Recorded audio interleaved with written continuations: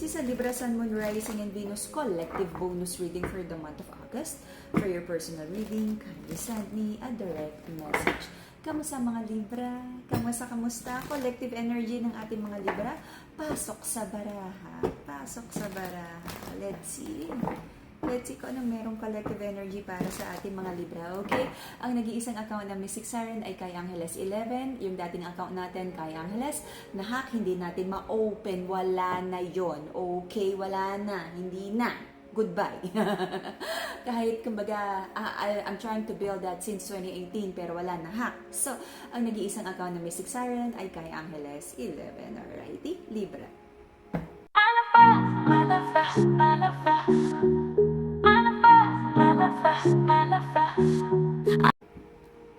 You're trying to release situations, connections na alam mo na naging mahalaga naman sa'yo in the past, but you're saying goodbye and thanking all these people and connections, situations na sabi mo, thank you for all the lessons, thank you for all the experiences, but you feel na hindi na to align sa iyong patutunguhan.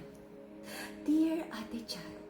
Okay, so Libra, I feel like you're doing what's right for you. Sabi mo, kung mayroong mga bad karma in the past, not really, we cannot erase bad karma. We cannot erase any karma. This is like you're planting and creating good energies by like tapusin ng mga toxic energies in the past, mag-detach na, and you're doing what's right for you para, you know, kasi nagbo-boomerang ang lahat ng energy. Okay? You're doing what's right for you. At sabi mo, kung ano man ang mga bagay that you feel na hindi makakabuti at hindi aligned sa iyong mga future goals, you're letting it go kahit nagdala pa to ng sadness in the past. Okay? Marami kang inaayos tungkol sa buhay mo. Meron din isang like gusto naman ng ating mga Libra ng tahimik, payapa, masaya na long-term, no? Long-term relationship. I just feel na nagkaroon ka ng mga toxic connections in the past, bawal na pag-ibig, love connections that usually be entertaining.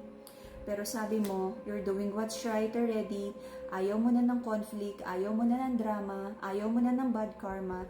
So you're trying to do what's right and what's best and what's divinely aligned. Okay? Nasa tamang daan na daw ang ating mga Libra. There's an offer of love here, but you're trying to really check. Okay? Check natin yan. Pulsuhan kung totoo ba ang intensyon, totoo ba ang love offer ng tao na to. Because kung nagkaroon ka na ng mga emotional wounds in the past, so you're trying to decipher, you're trying to figure out if galing ba to sa trauma mo o talagang you feel something's wrong or something's off or something's icky about this person. Sabi ng masculine, lahat naman ay kaya, gusto niyang ibigay para maging maayos ang connection na to. May challenge din for the masculine to do lahat ng alam at kaya niya to win the feminine or to win back yung love at trust ng feminine. Okay? Libra, meron ditong energy of someone na gustong makipagkasunduan at decided na magbigay ng buo. Okay? Ingat, barya lang sa umaga, lalo na kung may trust issues pa. There is a past love or soulmate connection. It's either na past love from a past life or it's like umikot na, no? Umikot na tong energy na to, nag-fail, tapos gusto ng redo. Because parang yung unang chapter ng love connection na to, nakulangan sa effort na hindi na ibigay ang lahat. And I feel this is on the energy of the masculine na sabi niya, after realizing yung nawala sa kanya, no, na nawala yung tiwala, pagmamahal ng feminine, sabi niya, this time, naiintindihan na niya kung ano yung love na gusto ng feminine. At willing na siyang ibigay ng buo kahit hindi daw siya masukulian sa umaga. Okay. May gustong bumalik, a past love connection, a past life connection, soulmate. Most of the time, pag soulmate connection kasi is nag-recycle na ang mga soul nyo through multiple lifetimes. Okay? But sabi ng mga Libra, right now, no, gusto mo ng totoong love. Meron kang idea of a love, but sabi mo, masyado ka bang hopeless romantic dyan? Sobra ka na rin, marami kang hinihil, no, na parang, are you being too dreamy about this? Is there such a kind of love na ganun ba talaga? Is this connection too good to be true na maging sayo, na maging kayo, na maging maayos kayo? So, meron kang gustong ituloy, hindi ka pa over sa isang love connection, okay? But sabi mo, ayaw mo na ng conflict this time, okay? Maaaring this is like the world card. You could be LDR, a world apart, or tawid dagat, kabilang isla. Lalo na Pilipinas kasi, di ba, islands tayo. Medyo malayo, LDR. You need to travel, you need na tumawid sa dagat or medyo talagang ibang country to. Okay?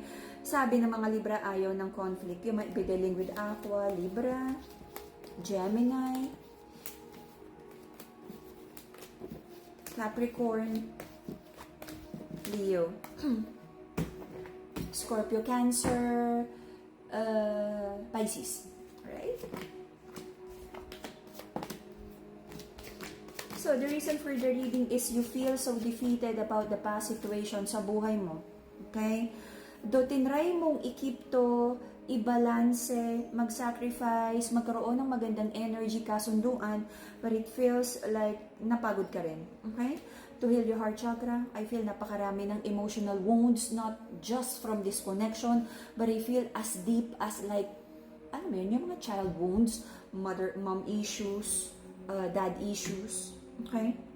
Recent past nagkaroon ng confusion para sa ating mga Libra. Anong gusto? What you're ready for?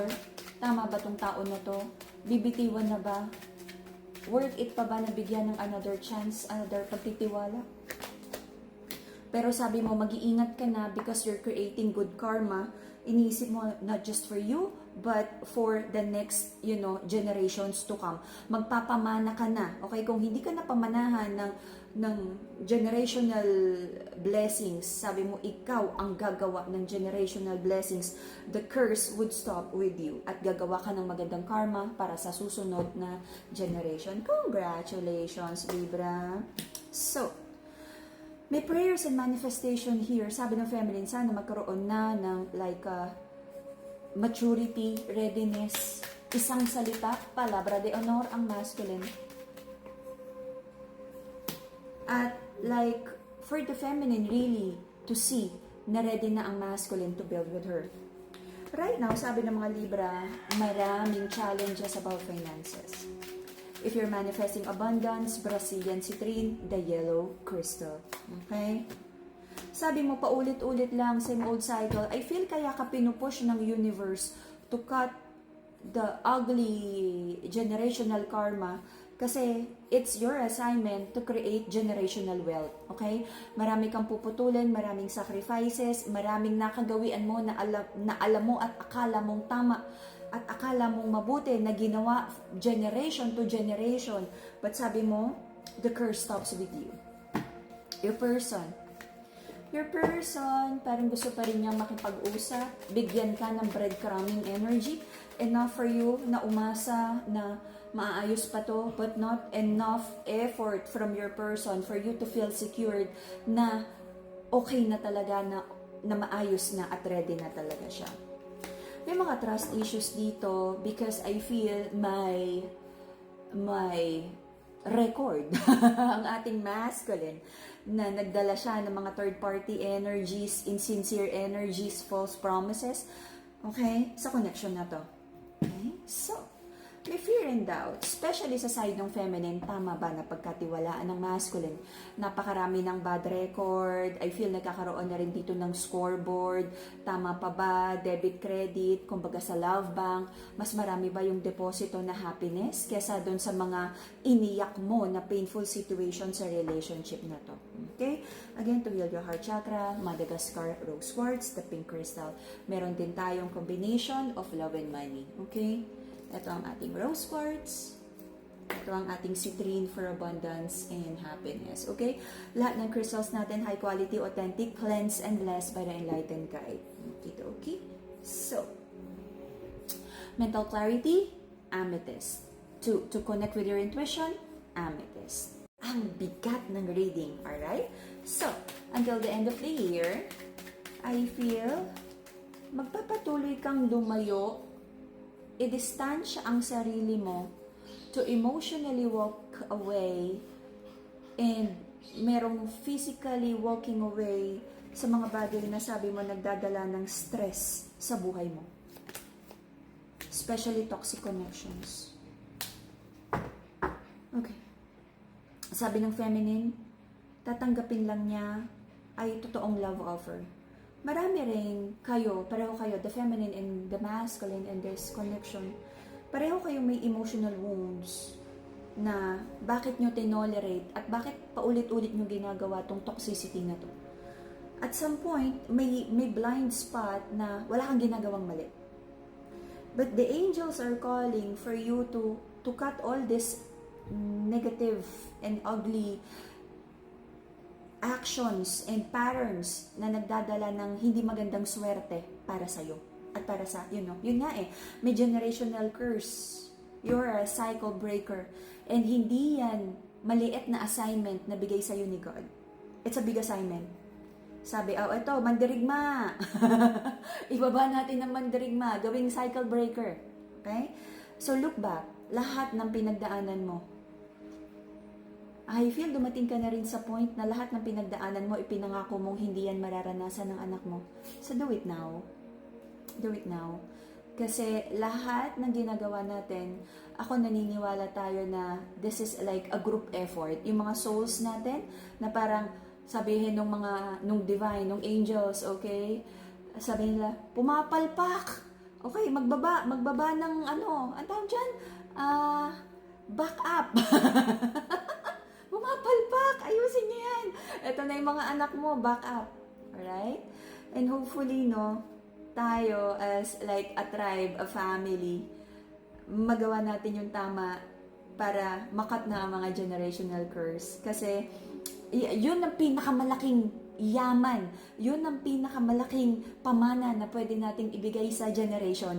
Hindi yung generation of poverty, the poverty mindset, mga negative karma na parang from the kanununuan, isinumpa hanggang ika-10 henerasyon dahil sa dami nung dinalang pain, di ba? So kawawa naman yung mga yung isa lineage, di ba? So I feel ko ano man yung mga ginawa ng mga ninuno, they're watching us. Okay? And tinitignan nila, galingan mo! They're cheering for you, Libra. Na parang your ancestors are cheering for you. Nagalingan mo. Whatever your ancestors failed to do, na parang they're relying on you, na parang ikaw yung may knight in shining armor energy, regardless of the gender, babae, lalaki ka, you are a cycle breaker. Ikaw ang inaasahan ng lineage na para sa susunod na cycle ng generation ay maganda na ang generational blessing na darating. For now, nakasalalay ito sa free will. But I feel sinisimulan mo na at nagkakaroon ka na ng like not just a flicker of hope na kaya mong gawin but inuumpisahan mo na ng tama the connections na kinikip mo, mga habits mo, yung patterns mo, mga nakagawian mo na alam mong hindi tama, pinuputol mo na para sa benefit ng mga susunod na henerasyon. Okay? Okay? So, for now, marami kang sinisimulan na hindi ka komportable, nahihirapan, nasasaktan ka, uncomfortable zone for you. But you're doing the right thing, Libra. Alam mo, ang ganda. Ang ganda. Hindi mo makita pa right now, but ang ganda nung nakikita ko na pag nagawa mo to ng tama, yung future generation, papasalamatan ka na parang, alam mo yung mga tao na parang generation through generation na parang ang yaman, generation through generation na parang ang happy ng family, yun. Or may makikita kang taong generation through generation na parang walang nakaahon sa hirap at lagi na lang parang may sumpa ang pamilya. Mamili ka. Kasi nakikita ko, ikaw na nakikinig ngayon, you are a curse breaker ng family. So, do it right. And yung lineage na parang papasalamatan ka. Kita niyo yan, di ba, yung mga pattern na taong mayayaman at masaya yung pamilya. At may mga pamilyang parang mabuti naman, mabait naman, pero hirap na hirap sa buhay. Yun. the seed, the good seed na pwede mong i-plant, and the bad seed na pwede mo ring ipamana sa susunod na henerasyon. Do what's right, Libra. Congratulations. Pinagkatiwalaan ka ni God to be the cycle breaker, and I pray na magawa mo ng tama yung life assignment mo right now, okay? Hindi ko masyadong, kumbaga, part lang nung soul purpose mo itong mga toxic connections sa kailangan mong tanggalin. But there's a bigger soul purpose for you, not just about love, but about, yung generation na aayusin mo. Alright? Ang ganda! Okay, and that will be the Libra reading for the month of bonus reading for the month of August. PM me for your personal reading at kung paano magkaroon ng high quality, cleanse and bless, ritualized crystals by the enlightened guide. Okay, announce ko lang din, meron tayong shadow work. This is an online event. If you're having questions about your life, bakit hindi mo mabitiwan ang toxic connections na to, bakit hindi ka nahirapan kang umahon sa financial struggles, marami kang questions, anong mga dapat gawin, then the shadow work online session is for you, okay? Nag-post ako tungkol dyan, and PM me kung paano maka-join sa ating shadow work online session. This is in collaboration with the fellow light workers natin, alright? And that will be the Libra reading for the month of August. See you again in a few days for your September.